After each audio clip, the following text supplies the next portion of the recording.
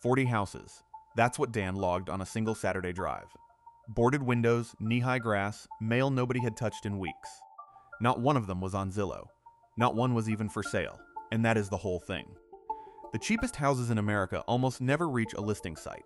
They get found first by the people knocking, mailing, and dialing. In the next 18 minutes, I'm giving you 7 ways investors find cheap houses before they list. These are the off-market houses other buyers never see. I've ranked them easiest to hardest, starting with one you could try this weekend for almost nothing. Method number 4 is the one that pays for a whole year of hunting in a single deal. I pulled 30 hours of real numbers for this. Let's drive. Here's who Dan is for this one. He owns his own starter home in a Rust Belt county. He's done exactly one wholesale deal, so he knows the moves, but his bank account does not. $21,400. That's it. That's the whole war chest. Not enough for a normal down payment on anything. So how does a guy with almost no cash compete with funds that have millions? Simple. He finds the houses other buyers never even see. This is real estate investing on hustle, not on money. Quick note before we go further. This is educational, not legal or financial advice. And the rules for contacting owners change from state to state, so always check with a pro. Let's count them down. Easiest first. Number 7 on difficulty, number 1 in line. Driving for dollars. This is the floor, the starting point. The thing you can do tonight. You drive a target neighborhood and write down every house that looks neglected. Overgrown yard, tarp on the roof, mailbox stuffed full. Those are signals the owner has checked out, and a checked out owner is often a motivated seller. What does it cost? Gas. $30, maybe $50 for an afternoon. An app like Deal Machine runs around $99 a month. It logs the addresses and pulls up the owner's name for you. But honestly, you can start with nothing more than a notebook and your phone. Dan drives the worn-out part of his county for 3 hours and logs 60 addresses. Then he skip traces them, which just means looking up the owner's contact info for about 12 cents a record. Here's the honest part. Most people do this once, hear nothing for 2 weeks, and quit. The fix is dead simple. Treat it like a paper route. Same neighborhoods every weekend for 90 days straight. Roughly 1 in 75 tired houses turns into a real lead. That first deal usually lands inside 4 to 8 weeks of steady driving. Cheapest method on this list.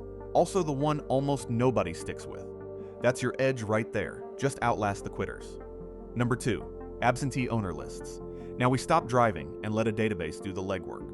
An absentee owner is someone who owns a house but doesn't live in it. A tired landlord, an heir, somebody who moved away years ago. They are far more likely to sell because the house is a hassle, not a home. You pull these lists from a tool like PropStream, around $99 a month, or Batch Leads, closer to $50. But here's the one move that separates pros from amateurs. Don't just pull absentee, everybody pulls that. Stack the filters, absentee, plus owned more than 7 years, plus high equity, plus lives out of state. Now you've gone from 40,000 names down to maybe 40 good ones. Dan pulls a stacked list, mails it, and a landlord who's owned 4 rentals for a decade finally calls. Tired of tenants, tired of repairs, wants out.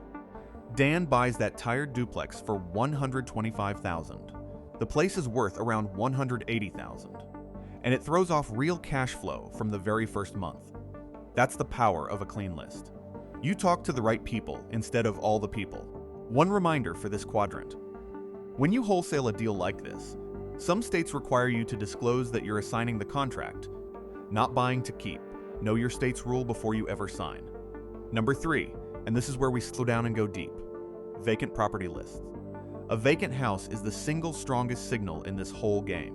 Why? Because an empty house costs the owner money every single month and gives them nothing back. Taxes, insurance, a lawn somebody still has to mow. It's pure bleed. So how do you find empty houses without driving past everyone? 2 data sources feed the list. The post office quietly tracks addresses where mail keeps getting returned, and utility patterns reveal houses pulling almost no water or power for months. Tools like PropStream and Batch Leads bundle that into a vacant filter, and pulling the list costs just pennies a record, 3 to 8 cents. Dirt cheap. But here's the trap, and it's a big one. Vacant does not automatically mean motivated. Plenty of empty houses are investor flips waiting on permits, or homes tied up in probate, or bank-owned places already heading to the market. Mail every vacant house, and you torch your budget on dead ends. The fix is to stack vacancy with one more distress signal before you spend a single dollar. Vacant plus tax delinquent, vacant plus code violations, vacant plus 10 years of ownership. Now the list is small and it's hot. Dan pulls 300 vacant houses, filters down to 28 that are also behind on their property taxes, and mails just those 28. One reply comes back from a woman whose father is in a nursing home. The house has sat empty for 8 months. She can't cover the back taxes, and honestly, she just wants the whole thing handled. Dan offers $95,000 cash, as is, on a house worth about $160,000. She says yes, and not because he beat her up on price, because he solved her problem. He gave her a date, a number, and a clean exit. That's the difference between a buyer and a problem solver, and it's what actually closes cheap houses. All right, before we get to method 4, I owe you the honest part. Every method on this list has the same enemy, and it isn't the competition. It's quitting. People mail once, drive once, make 10 calls. And when the phone doesn't ring in week 1, they decide the whole thing is broken. It isn't broken. Every channel here needs 60 to 90 days of consistent touches before the first real deal shows up. I've watched people spend $300 on a single mailer and get nothing. They walk away 3 weeks before the responses would have landed. So what's the fix? Pick one method, commit to 90 days of it, track every number. Don't run all 5 of them halfway. Now that you know the real obstacle, method 4 is the one that turns raw hustle into an actual system. Number 4, direct mail. This is the deep dive pick, and it's the engine room of the whole operation. Everything you just learned, the absentee list, the vacant list. Direct mail is how you reach those owners at scale. Here are the real numbers, because most videos skip right past them. 1,000 postcards run about $600 to $900, all in roughly 60 to 90 cents a piece. Plain letters cost a little more, around $1 each. Yellow letters, the handwritten looking kind that actually get opened, run closer to $1.20. The cost is real, but so is the response. And here's the part that changes everything. Your response rate depends almost entirely on the list. A cold, generic list comes back at 0.5% to 1.5%, weak. But a stacked distress list, pre-foreclosure, tax delinquent, probate, comes back at 2, 4, even 6%. Skip traced and targeted can hit 9. Same postcard. Wildly different result. The other rule is touches. Almost nobody replies to the very first letter. Most respond on the 4th or 5th. So you mail the same good list 3 to 6 times over a few months, not just once and done. Now watch the math, because this is exactly why mail wins. An operator mails 1,000 yellow letters to tax delinquent owners. Total spend, about $1,300. 2% reply, that's 20 calls. 8 of those are real leads. 1 becomes a deal. Wholesaled for $12,000. That's more than an 800% return on the campaign. And that one deal pays for a year of mailing. That is what I promised you in the intro. Direct mail is slow for the first month, and then it becomes a machine that prints leads. One red flag to respect. If you ever switch to texting instead of letters, you need 10 DLC registration first and proper consent, or you're breaking federal rules. Mail itself has far fewer restrictions, which is exactly why a beginner should start there. A new investor with $750 total can mail a small batch and get a handful of replies.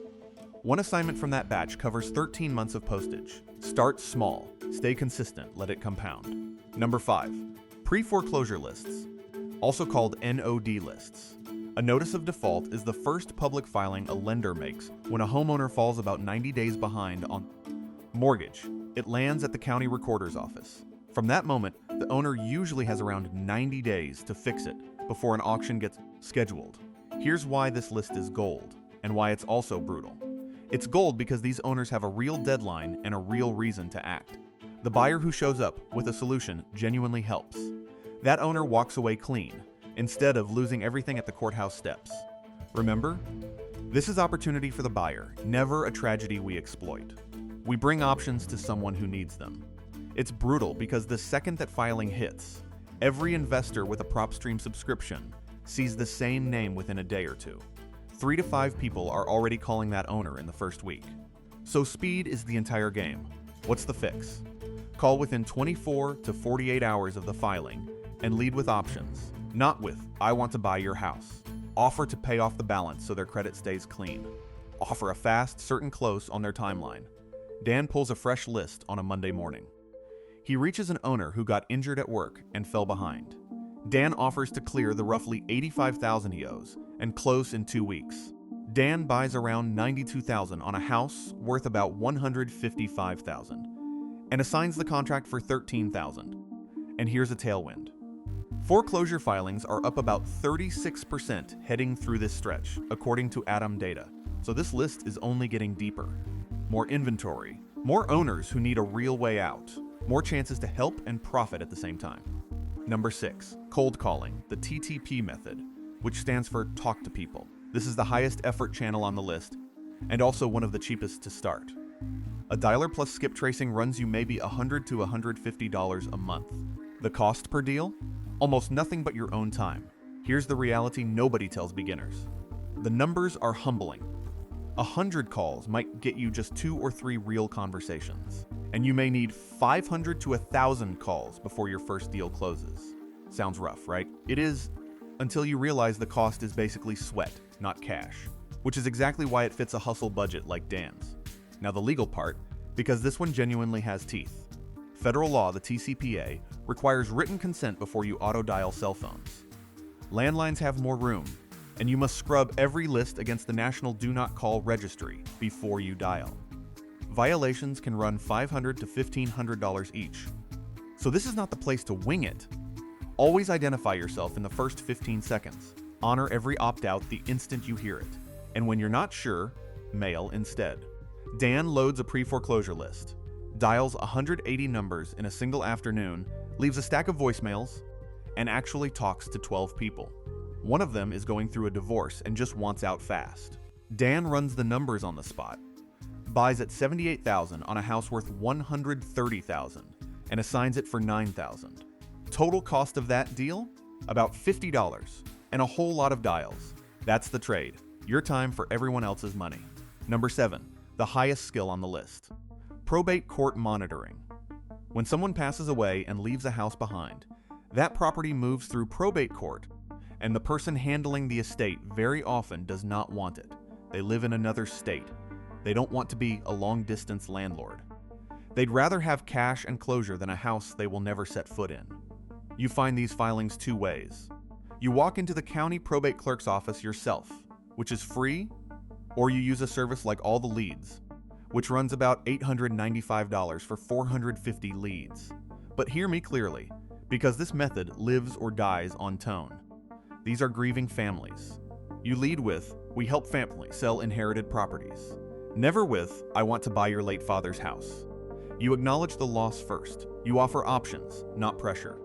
You respect a no the instant you hear it. The legal timeline matters too.